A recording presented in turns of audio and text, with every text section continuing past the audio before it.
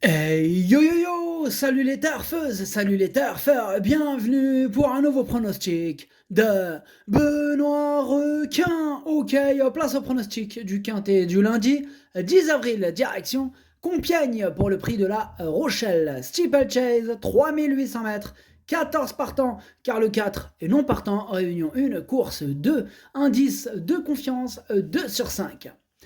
Petit retour sur le quintet du dimanche 9 avril. Ah, il y a eu du trouble fait à l'arrivée. Ok, c'est parti, on commence à pronostiquer. On commence avec le numéro 1, Mandurose. Et on écoute l'entraîneur Donatien Sourdeau de Beauregard.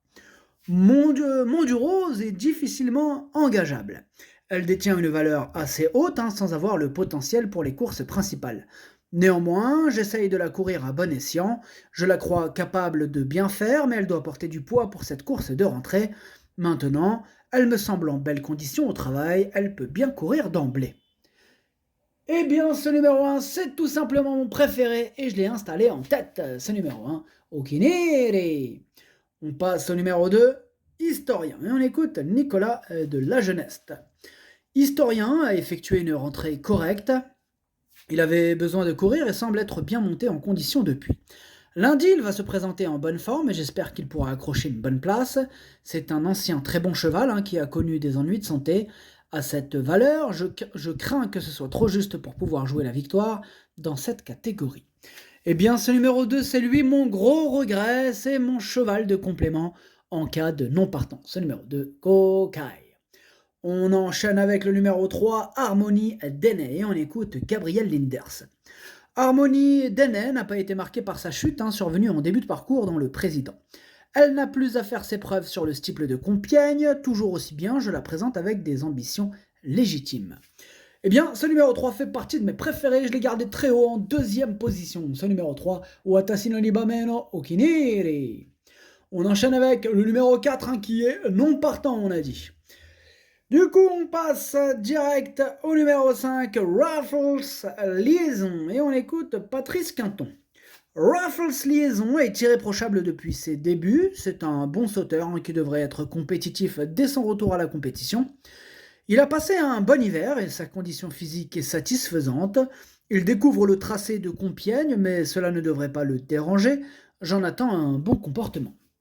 Ah, ce numéro 5 aussi me plaît beaucoup. Lui aussi, je l'ai gardé très haut, en troisième position. Ce numéro 5, Daisani. On passe au numéro 6, Hipster Paradise, et on écoute Yannick Fouin. Hipster Paradise est parti se reposer. C'est un cheval qui possède un certain potentiel, qui n'est pas mal situé au poids, et a déjà très bien couru à Compiègne.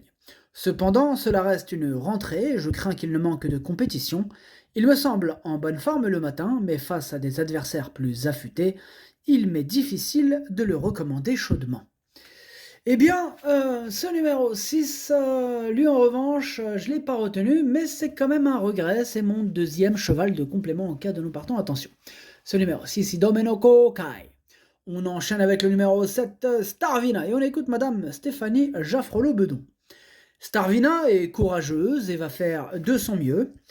Elle devrait faire sa course, le profil de Compiègne va lui convenir avec des obstacles assez rapprochés.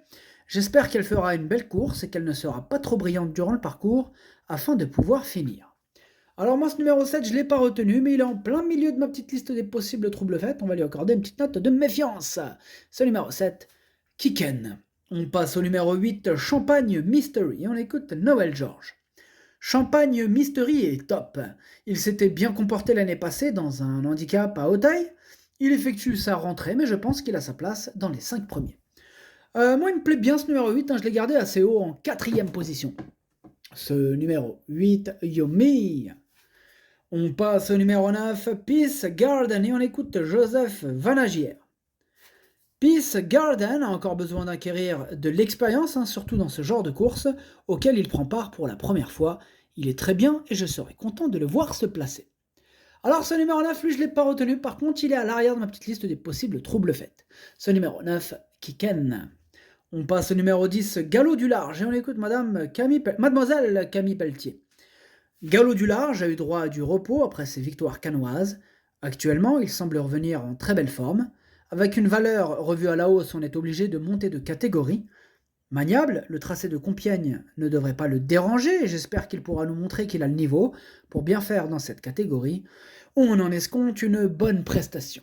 Alors moi ce numéro 10 je ne l'ai pas retenu non plus mais c'est lui le chef et le capitaine de ma petite liste des possibles casseurs de tickets repérés donc attention à lui.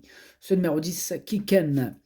On enchaîne avec le numéro 11, Flanker, et on n'aura pas les commentaires de l'entraîneur, c'est Arnaud Chaillet, et Chaillet il est parti pêcher. Amuse-toi bien Arnaud Chaillet. Alors ce numéro 11, lui je l'ai retenu en bout de combinaison. Ce numéro 11, Dokei. On passe au numéro 12, Ossaville, et on écoute Donatien Sourdeau de Beauregard.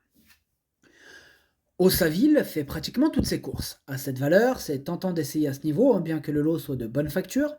Il mettra à profit le fait qu'il ne porte pas une lourde charge et qu'il a déjà bien couru à Compiègne. Il n'a pas une première chance, mais devrait pouvoir bien tenir sa partie. Bien moi, ce numéro 12, il me plaît bien, je l'ai gardé en 5e position. Ce numéro 12, Doi.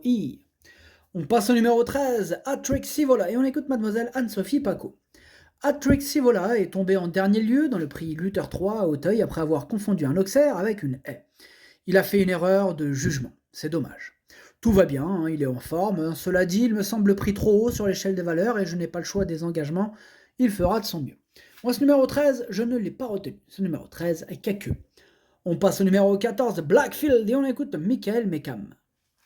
Blackfield avait besoin de courir lors de sa rentrée et dernièrement, il y avait du mieux. Son retour sur le steeple lui a été bénéfique. Ici, j'aurais évidemment préféré l'avoir en 2e épreuve où elle aurait pu bénéficier d'une décharge, mais c'est ainsi. Elle est à l'aise à Compiègne et à cette valeur, elle peut se placer. Je serais satisfait d'accrocher une allocation. Eh bien, ce numéro 14, je l'ai gardé en bout de combinaison. Ce numéro 14, Nanaï. Et on termine avec le numéro 15, Lorana Valis, et on écoute Michael Mekam. Lorana Valis a toujours répondu à mes attentes depuis ses débuts. Elle vient d'effectuer une bonne rentrée sur cet hippodrome et c'est logiquement que je la laisse à Compiègne.